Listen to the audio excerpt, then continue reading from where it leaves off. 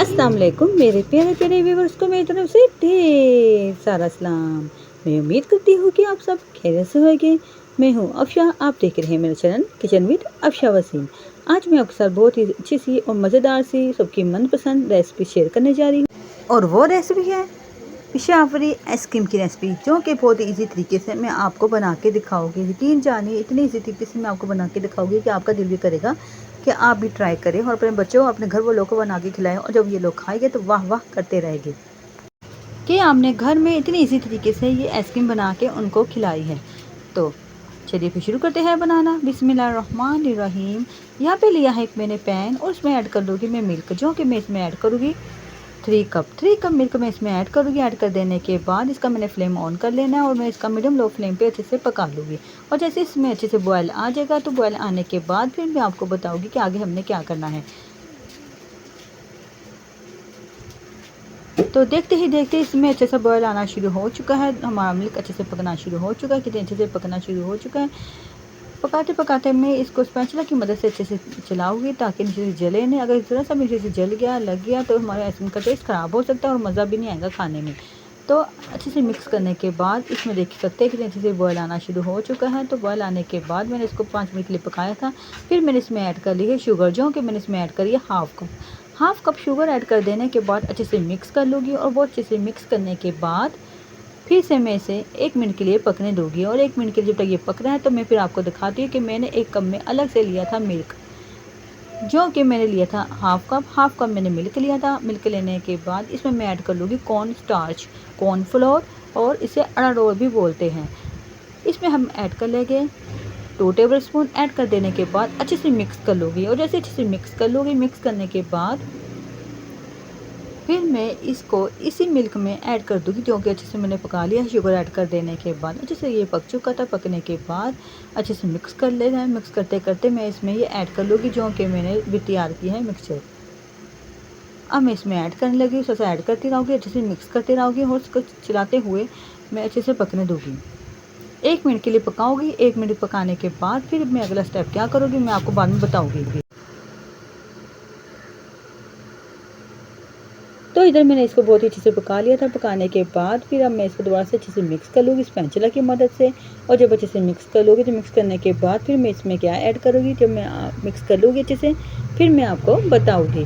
तो यहाँ पे बहुत अच्छे से ये मिक्स हो चुका था। तो अब मैं इसमें ऐड कर लूँगी क्रीम, जो कि मैंने लिया है व्हिपिंग क्रीम, इसे हैवी क्रीम भी बोलते हैं। अगर आपके पास ये अवेलेबल ना हो तो आप ले सकते हैं ऑल पर्पस की क्रीम, वो आप इसमें ऐड कर सकते हैं। तो मैं इसमें ऐड कर लूँगी 1 कप मैं इसमें ऐड करूँगी स्पैचुला की मदद से। मैं सारी इसमें ऐड कर लूँगी और अच्छे से मिक्स कर लूँगी। अगर आपसे ये अच्छे से मिक्स ना हो स्पैचुला की मदद से तो आप विस्क भी ले सकते हैं। विस्क की मदद से आप इसको अच्छे से मिक्स कर सकते हैं। तो मैं अब आपको दिखाऊँगी कि मैं इधर लेने लगी विस्क, और विस्क से अच्छे से मैं इसे कर लूँगी मिक्स। और जब अच्छे से मिक्स हो जाएगा तो मिक्स करने के बाद फिर मैं आपको बताऊँगी कि अगला स्टेप क्या करना है। इसको मैं अच्छे से मिक्स करूँगी 1 मिनट के लिए, और 1 मिनट के बाद फिर मैं अगले स्टेप आपको बता दूँगी। यहाँ पे होता जा रहा है ये मिक्स, और बहुत अच्छे से ये मिक्स हो चुका है। मिक्स करने के बाद फिर मैं आपको दिखाऊँगी कितना ज़बरदस्त सा ये मिक्स हो चुका है। ये देख सकते हैं आपके सामने इतने हैं। स्पैचुला की मदद से मैं आपको दिखा रही हूँ कि कितने अच्छे से ये मिक्स हो चुका है। तो अच्छे से मिक्स करने के बाद अब मैं इसमें ऐड कर लूँगी वनीला एसेंस मैं इसमें ऐड करूँगी 1 टेबलस्पून वनीला एसेंस ऐड कर देने के बाद अब दोबारा से मैं इसे मिक्स कर लूँगी। मिक्स करने के बाद अब मैंने इसका कर लेना है फ्लेम ऑफ।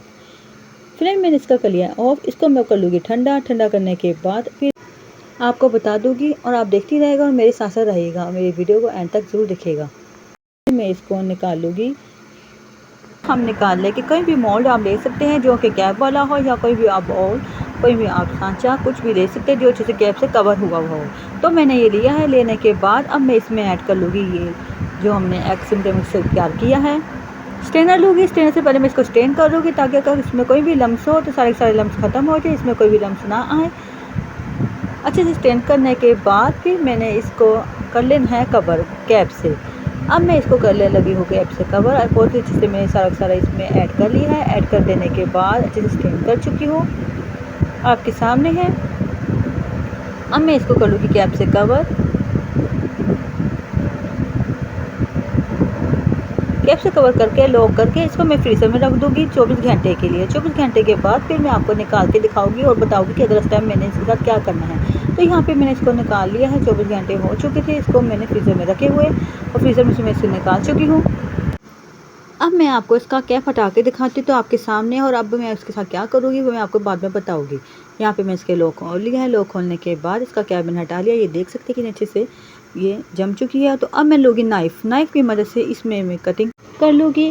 क्यूब्स की शेप में मैं इसकी करूँगी कटिंग, और जब कटिंग कर लूँगी तो फिर मैं आपको अगला स्टेप बताऊँगी कि अगला स्टेप हमने इसके साथ क्या करना है।